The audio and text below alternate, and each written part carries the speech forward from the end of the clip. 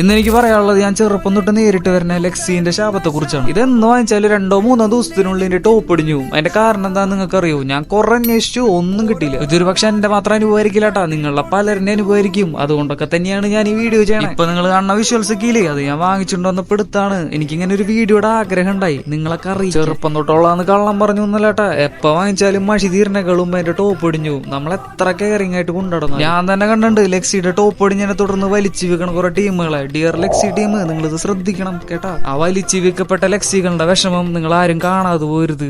കരച്ചില് വരുന്നു.